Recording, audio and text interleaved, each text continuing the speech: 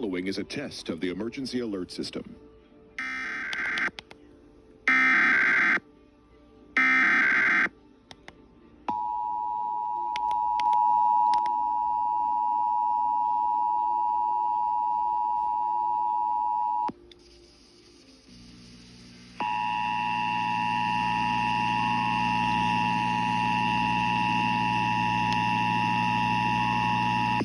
This is a coordinated monthly test of the Kentucky Emergency Alert System. In cooperation with federal, state, and local officials, broadcasters are testing equipment to ensure that you may be quickly warned in the event of an emergency.